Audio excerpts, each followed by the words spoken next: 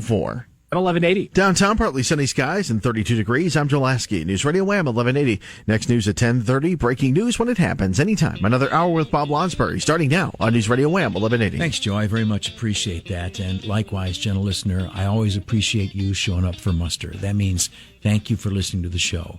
And I hope that all is cool and copacetic on your end, and that means hope you're having a great day. Hope that the things that are dear to you and important to you are things that you can hold to or accomplish. I'm going to be joined by a cybersecurity expert, principal lecturer in that subject from the Rochester Institute of Technology, Dr. Jonathan Weissman. Sir, good morning. Welcome to the broadcast. Good morning, Bob. Nice to talk to you again. I always appreciate your time, sir. A lot of talk the last couple of days about this group text with some senior officials of our government and such like that. I just wanted to get your perspective from the angle of cybersecurity. What should we think and know about that, please, sir? Absolutely. Signal itself is inherently secure. It's end-to-end encrypted. What that means is if I'm sending you a message over Signal, Bob, the message is going to be encrypted. It's going to be changed into something that's from something that's readable to something that if somebody intercepts it, they can't read it, they can't understand it. We call that gobbledygook unofficially. And that's going to be sent across the lines to your device, and only your device will be able to turn that back into the regular readable message that I sent you. So from a Signal perspective, that end-to-end encryption is sound because there is no way Signal stores or can read your information. There's no way the government can store or read your information.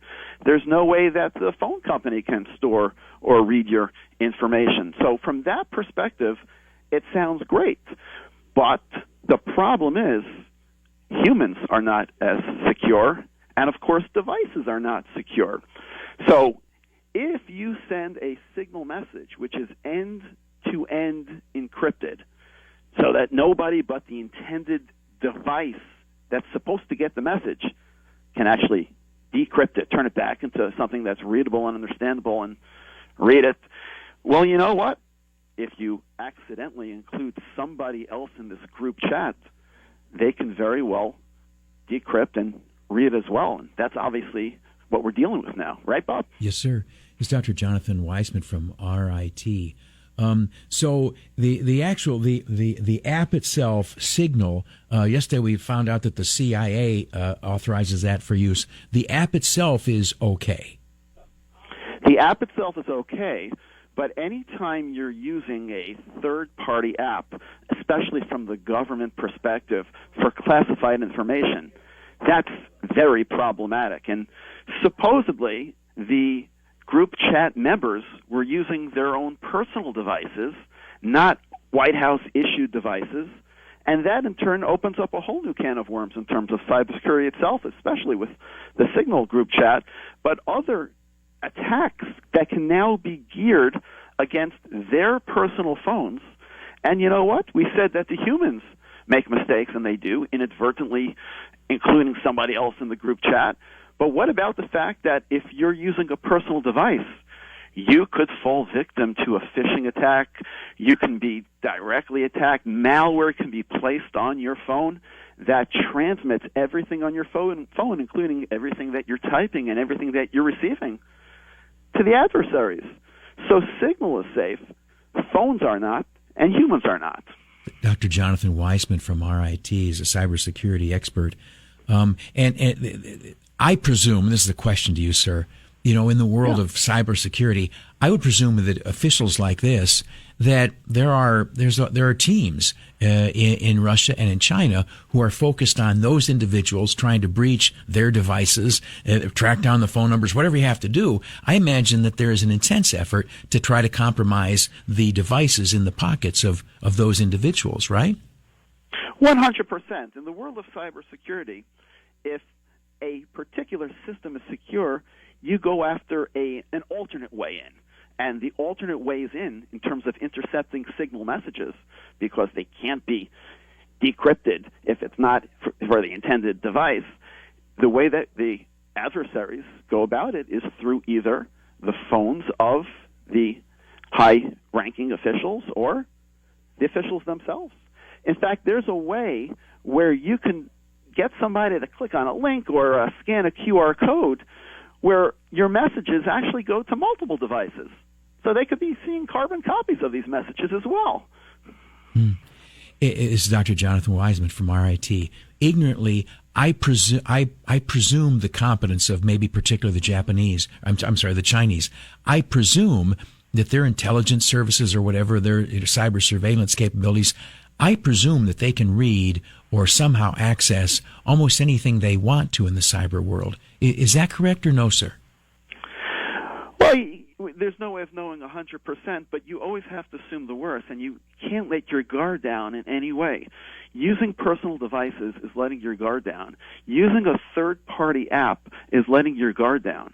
You have to keep your guard up at all times, and the slightest gap in cybersecurity, whether it's a human or a device, that will be taken advantage of. Yeah. Dr. Jonathan Weissman from RIT. In this situation that we're talking about with these individuals from our government and the gentleman from the Atlantic, how would you have changed that? What advice would you have given to those folks, please, sir? Well, first of all, don't use a third-party app for classified information. That is actually not even allowed in the first place. I read recently that the Biden administration allowed White House-issued devices to install Signal to be installed onto them, but they were specifically, folks who were given this permission were specifically told, don't use it for any classified information. I'm not sure what the current state of using Signal on White House-issued devices is, but it's probably similar or not too different. In other words, if you're using Signal, if these people in the group chat, if these government officials in the group chat were using Signal, it was most likely on their personal devices. And that's a big can of worms. Because, like you said, the personal devices can be targeted now. Absolutely. Yeah. One would presume, it turns out I've not yet been a major government official, but one would presume that, like when you become Secretary of State, Secretary of Defense, Head of Intelligence, that they hand you some device that's hardened and you say, this is what you use. That does not seem to have been the case here, though. Absolutely. And when you are handed a device from an organization, from a government, you can't do anything you want on those devices. You can't install anything. You can't change any settings. You can't change any security postures. That's the way that classified information should be transmitted. I presume this is Dr. Jonathan Weissman from RIT. He's an expert and a principal lecturer in cybersecurity. I presume that there's a culture of cybersecurity in most organizations, recognizing we are a target, we can be penetrated, here's how we defensively keep that from happening, and here's our policy in regard to that. One would obviously presume that at the highest levels of the U.S. government that they have a cyber culture, a defensive cyber culture. That doesn't seem to have been demonstrated here. Not even close. Not even close. And as each day, week, month, year goes by, we hear more and more cases of cybersecurity vulnerabilities. We hear more cases of data breaches. We hear more cases of infiltration and exfiltration, and we hear of cyber war taking place on a daily basis. To accidentally include somebody without knowing you included them into this group chat who had nothing to do with the airstrike, that's mind-boggling. It's absolutely mind-boggling. Yeah. Is there Jonathan Weissman from RIT, a great expert in cybersecurity with whom we're speaking? Are there any applications of this to our lives? Maybe our personal information or the businesses, the places where we work? Can we learn a lesson from this, sir? Sure. There are lots of lessons we can learn from every cybersecurity incident. Specifically from this one, be very careful in terms of what you post, what you send, who you send it to. Double check that the message is going to the intended recipient. I mean, think about it. If the group chat went to some adversary by accident yesterday, they would have known in advance about an airstrike, and they could have targeted the American pilots. Right. Absolutely. This ended fine, but it could have ended in dead Americans. 100%. It could have ended much more tragically than we seem to think it is right now. But we might not really know the net effects of what has happened yet, because now maybe the adversaries out there can take the information from this incident, put it together with other pieces of information, and, God forbid, use it in a future attack. There's that methods and whatever concept that maybe, you can deduce how we will act in the future. An additional aspect of this vulnerability, speaking to Dr. Jonathan Weissman, is the device of the gentleman at the Atlantic. We don't know to what extent that was surveilled by who knows who in the world.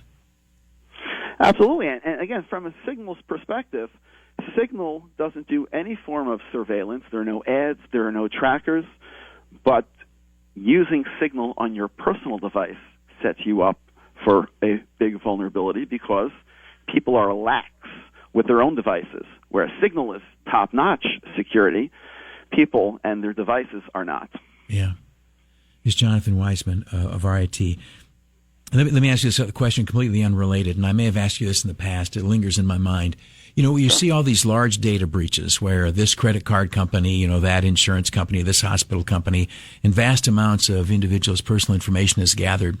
And I hope it's not like a boogeyman fear in my mind, but I think who's large and capable and may have ill intent, and I think of like primarily Chinese intelligence.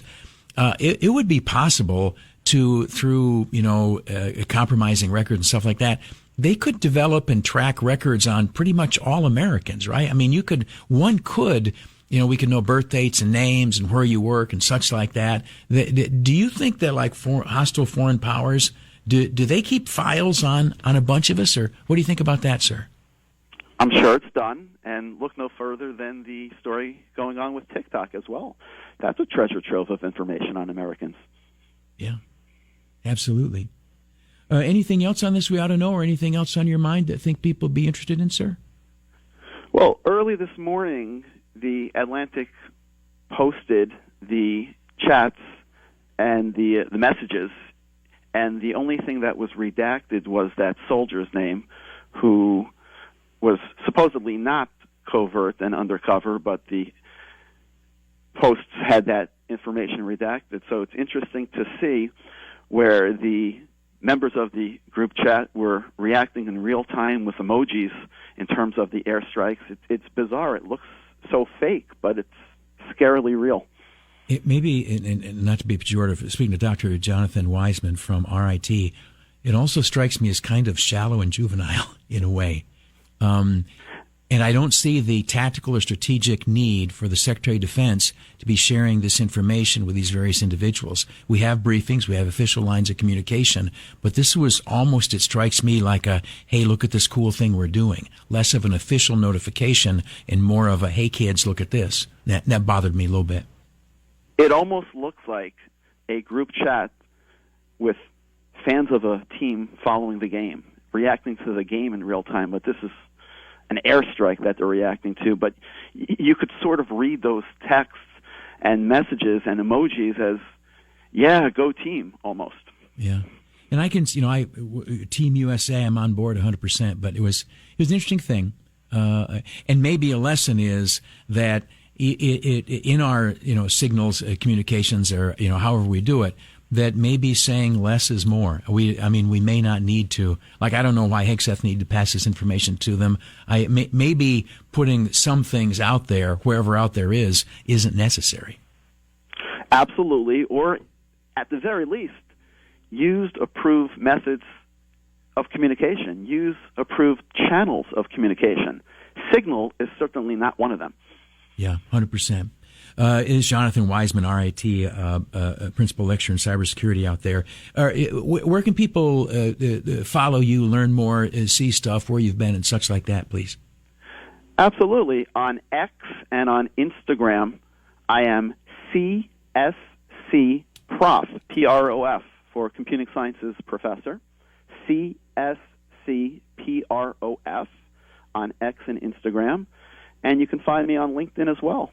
I also have a YouTube channel, Weissman52, with a lot of cybersecurity-related content. That's Weissman52, Weissman 52 on YouTube. 5'2", your height, sir? I'm teasing. No, just my lucky number. I'm teasing, sir. I'm teasing. It's Dr. Jonathan Weissman from RIT. Sir, as always, thank you so much. Appreciate your expertise and your willingness to share it. Absolutely, Bob. We'll be in touch. God bless, my friend. Jonathan Weissman, RIT. Back in a moment on News Radio WHAM 1180. I don't know that Spanish rice actually is eaten in Spain.